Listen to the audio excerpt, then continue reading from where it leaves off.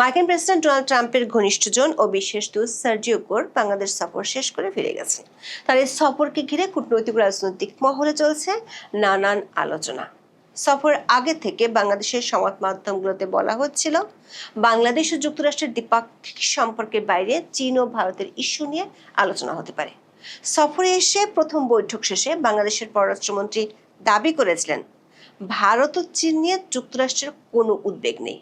কিন্তু তার পরদিন ভোরে বাংলাদেশে নিযুক্ত ভারতীয় হাই কমিশনারের সাথে ঢাকার একটি হোটেলে একান্ত বৈঠকের খবর বাংলাদেশের গণমাধ্যমে প্রকাশিত হলে গোরের সফর নিয়ে জল্পনা কল্পনা এবং আলোচনা আরও বাড়ে।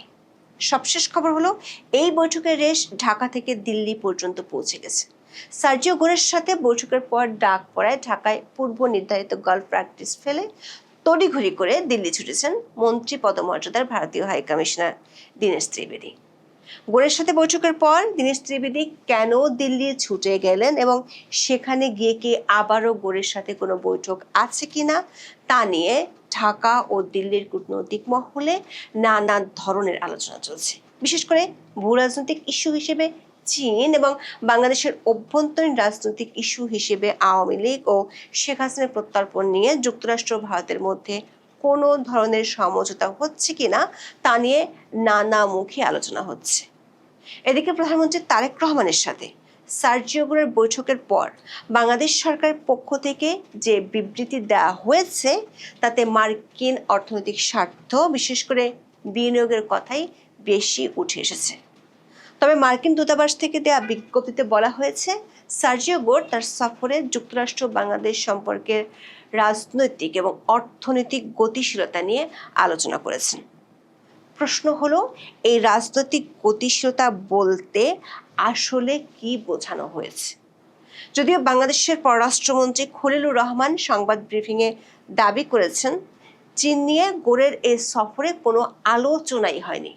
কিন্তু গোরের সফরে মার্কিন দূতাবাস থেকে বাংলাদেশ সরকারকে কিছু নথিপত্র দেওয়া হয়েছে। এর মধ্যে কয়েকটি নথি আমাদের হাতে এসেছে। দূতাবাসের সূত্রগুলো বলছে, তারেক রহমানের চীন সফরে দেশটির ব্যবসায়ীদের সাথে 12টি সমঝোতা স্মারক হয়েছিল, যার মধ্যে 2টি চায়না প্রতিষ্ঠানের উপর মার্কিন সরকারের নিষেধাজ্ঞা দেওয়া আছে। বিষয়টি নিয়ে সার্জিও গোর সরাসরি বাংলাদেশ সরকারের সংশ্লিষ্টদের কাছে ব্যাখ্যা জানতে চেয়েছেন। সূত্রগুলো বলছে, বিষয়টি বাংলাদেশ, যুক্তরাষ্ট্র ও চীনের সম্পর্কে প্রভাব ফেলতে পারে। বিস্তারিত জানতে চলুন যাওয়া যাক বিশ্লেষণে।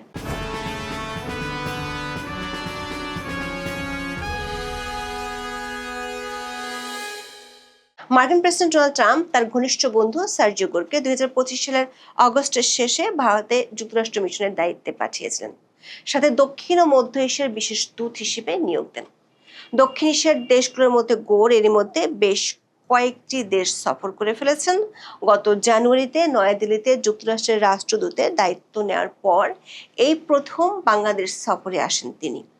তার সফরকে কেন্দ্র করে বাংলাদেশের সংবাদ মাধ্যমগুলোতে নানান ধরনের খবর প্রকাশিত হয়। বিশেষ করে সফরে এসে তিনি কি কি বিষয়ে আলোচনা করতে পারেন তার একটা ধারণা এসব খবর থেকে পাওয়া গিয়েছিল। যুক্তরাষ্ট্র ও বাংলাদেশের বাণিজ্যিক এবং অর্থনৈতিক স্বার্থ সংশ্লিষ্ট বিষয়গুলোর পাশাপাশি যেহেতু আমেরিকা যে কোনো মূল্যে চীনের প্রভাব ঠেকাতে মরিয়া, সে কারণে ধারণা করা হচ্ছিল চীন বাংলাদেশ সম্পর্কের বিষয়টি গোরের সফরের আলোচ্য সূচিতে থাকবে। কিন্তু 30শে জুলাই বাংলাদেশ সফরের প্রথম দিনে গোরের সাথে বৈঠক শেষে বাংলাদেশের পররাষ্ট্রমন্ত্রী খলিলুর রহমান বলেন, ভারত ও চীন নিয়ে যুক্তরাষ্ট্রের কোনো উদ্বেগ নেই, কারণ এ নিয়ে কোনো আলোচনাই হয়নি। ঢাকায় মার্কিন দূতাবাসের সূত্রগুলো বলছে, বাংলাদেশ সফরে সার্জিও গোরের প্রধান একটি ইস্যু ছিল চীনের সাথে বাংলাদেশের চলমান সম্পর্কের বিষয়। সার্জিও গোরের সফরের 33 দিন আগে প্রধানমন্ত্রী তারেক রহমান চীন সফর করে আসেন। সূত্রগুলো বলছে, ওই সফরে হওয়া কিছু সমঝোতা স্মারক নিয়ে মার্কিন প্রশাসনের আপত্তি আছে। সেই সংক্রান্ত কিছু নথিপত্র বাংলাদেশ সরকারের কাছে দেওয়া হয়েছে। আমাদের হাতে আসা এসব নথিপত্রে দেখা যাচ্ছে, গত 25শে জুন বেইজিংয়ে তারেক রহমানের চীন সফরের সময় 12টি সমঝোতা স্মারক স্বাক্ষরিত হয়েছিল। তার মধ্যে 2টি চায়না প্রতিষ্ঠান, China civil engineering construction corporation বা সিসিইসিসি এবং চায়না রেলওয়ে কনস্ট্রাকশন কর্পোরেশন বা সিআরসিসি নিয়ে যুক্তরাষ্ট্র প্রশাসনের আপত্তি আছে, কারণ এই দুটি চায়না প্রতিষ্ঠানই মার্কিন যুক্তরাষ্ট্রের প্রতিরক্ষা বিভাগের তালিকাভুক্ত। সিসিইসিসি মার্কিন যুক্তরাষ্ট্রের প্রতিরক্ষা বিভাগের তালিকাভুক্ত এবং নিষেধাজ্ঞার আওতাধীন মূল প্রতিষ্ঠান চায়না রেলওয়ে কনস্ট্রাকশন কর্পোরেশনের একটি প্রধান অঙ্গ সংগঠন ও সহযোগী প্রতিষ্ঠান। মার্কিন প্রশাসন থেকে বলা হয়েছে, মার্কিন নিষেধাজ্ঞার নীতি ও নির্বাহী আদেশ অনুযায়ী এই ধরনের সামরিক সংযোগযুক্ত বা তালিকাভুক্ত মূল প্রতিষ্ঠানের অঙ্গ সংগঠনগুলোর উপরও নিষেধাজ্ঞা ও বিনিয়োগের উপর বিধিনিষেধ কার্যকর থাকে। অন্তর্বর্তী সরকার আমলে সম্পাদিত বাণিজ্য চুক্তি অনুযায়ী এই ধরনের কোনো প্রতিষ্ঠানের সাথে যে বাংলাদেশের সরকারের সম্পর্ক রাখতে পারে না, সেটি সার্জিও গোরের সফরে তুলে ধরা হয়েছে। সূত্রগুলো বলছে, এর মধ্যে সিসিইসিসি নামক প্রতিষ্ঠানটি বাংলাদেশের চায়না অর্থনৈতিক জোনের কাজে $650 মিলিয়ন বিনিয়োগের কথা রয়েছে, কিন্তু মার্কিন প্রশাসনের আপত্তিতে বিষয়টি এখন প্রশ্নের মুখে পড়ে গেছে। তবে এ বিষয়ে বাংলাদেশ সরকার প্রতিক্রিয়া কি তা জানা যায়নি। চীন ইস্যু ছাড়া সার্জিও গোরের সফরে আরেকটি ইস্যু নিয়ে বেশ আলোচনা হচ্ছিল। সেটি হলো ভারতের সাথে বাংলাদেশের সম্পর্ক এবং এই দুই দেশের মধ্যকার চলমান প্রধান রাজনৈতিক বিবাদের বিষয়গুলো নিয়ে যুক্তরাষ্ট্রের এই বিশেষ দূত কোনো ভূমিকা রাখেন কিনা। যদিও 30 জুলাই খলিলুর রহমান চীন প্রসঙ্গের মতো ভারতের ইস্যুটিকে উড়িয়ে দিয়েছিলেন, কিন্তু তার 12 ঘন্টার মধ্যে বিষয়টির নাটকীয় মোড় নেয়। 31 জুলাই সকালে বাংলাদেশে নিযুক্ত ভারতীয় হাইকমিশনার দীনেশ ত্রিবেদীর সাথে ঢাকার একটি হোটেলে বেশ লম্বা একটি বৈঠক করেন সার্জিও গোর। বাংলাদেশের সংবাদ সংস্থা ইউএনবি এই খবরটি প্রকাশের পর বিষয়টি নিয়ে বেশ আলোচনা শুরু হয়। সার্জিও গোরের সফরের আগে থেকেই বাংলাদেশের সংবাদ মাধ্যমগুলোর খবরে বলা হচ্ছিল, চীনের অর্থায়নে তিস্তা প্রকল্প ও মংলায় অর্থনৈতিক জোন নিয়ে যুক্তরাষ্ট্রের যেমন মাথা ব্যথা আছে, তেমনি ভারতেরও দুশ্চিন্তা আছে। আবার ইন্দো প্যাসিফিক অঞ্চলে দেশ দুটি স্বঘোষিত মিত্র হওয়ায় এসব ইস্যু নিয়ে যুক্তরাষ্ট্র ভারতের সুরে বাংলাদেশের সাথে কথা বলতে পারে, এমন ধারণা কূটনৈতিক মহলের অনেকেরই। আবার শেখ হাসিনা যেহেতু দিল্লিতে আছেন এবং তার প্রত্যর্পণের ঘোষণার পর অস্থিরতা বাড়ছে, সে কারণে এই বিষয়গুলো নিয়েও কি যুক্তরাষ্ট্রের বিশেষ দূত কথা বলবেন কিনা, এমন জল্পনা কল্পনা চলছিল। এসব কারণে বাংলাদেশের প্রধানমন্ত্রী তারেক রহমানের সাথে বৈঠকের আগের দিন দীনেশ ত্রিবেদীর সাথে সার্জিও গোরের বৈঠকের খবরটা গোরের সফরকে বেশ অন্যরকম মাত্রা দেয়।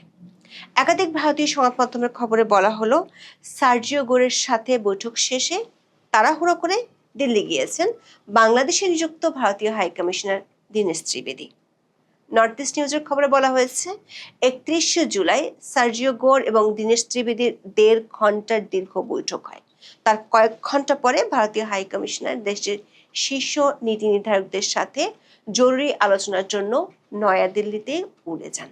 সংবাদ মাধ্যমটিতে দাবি করা হয়েছে, ত্রিবেদীর নয়াদিল্লির উদ্দেশ্য বেশ তাড়াহুড়ো করে এবং অনেকটা আকস্মিকভাবে রওনা হয়েছেন। গোরের সাথে তার বৈঠক শেষ হওয়ার পর ত্রিবেদী কুর্মিটোলা গলফ ক্লাবে গলফ খেলার সিদ্ধান্ত নিয়েছিলেন, কিন্তু সে খেলা স্থগিত করে বিকেল 5:52 ফ্লাইটে দিল্লি যান। গোর ত্রিবেদী বৈঠক নিয়ে যুক্তরাষ্ট্র, ভারত এমনকি বাংলাদেশি কর্মকর্তাদের কেউই প্রতিক্রিয়া না জানালেও রাজনৈতিক বিশ্লেষকেরা মনে করেন, বাংলাদেশের সাবেক প্রধানমন্ত্রী শেখ হাসিনা ও আওয়ামী লীগের নিষেধাজ্ঞার বিষয়টি নিয়ে আলোচনা হতে পারে। দিল্লিতে কাজ করেছেন এমন একজন সাবেক বাংলাদেশি হাই কমিশনার বলছেন, খুব স্পর্শকাতর কোনো ইস্যু না থাকলে হাই কমিশনারকে এভাবে জরুরি ভিত্তিতে তলব করা হয় না। ঢাকার একজন প্রভাবশালী রাজনীতিবিদ বলছেন, ভারতের কাছে এই মুহূর্তে শেখ হাসিনার ইস্যুটি খুবই গুরুত্বপূর্ণ, তাই এই ইস্যু নিয়ে আলোচনা হওয়াটা অস্বাভাবিক কিছু নয়। আবার এটি এমন একটি বিষয় যেটি নিয়ে প্রকাশ্যে কেউ কিছু বলবে না। ওই রাজনীতিবিদ বলেছেন, গোরের সফর শেষে মার্কিন দূতাবাস থেকে যে বিজ্ঞপ্তি দেওয়া হয়েছে সেখানে দীনেশ ত্রিবেদীর সাথে বৈঠকের তথ্য নেই, কিন্তু ত্রিবেদীর সাথে বৈঠক যে হয়েছে এটা সংবাদ মাধ্যম দূতাবাসের কর্মকর্তার বরাত দিয়ে বলেছে। আবার 30 ও 31 জুলাই এই দুদিন আরও কিছু রাজনৈতিক মিটিংয়ের খবর শোনা যাচ্ছে।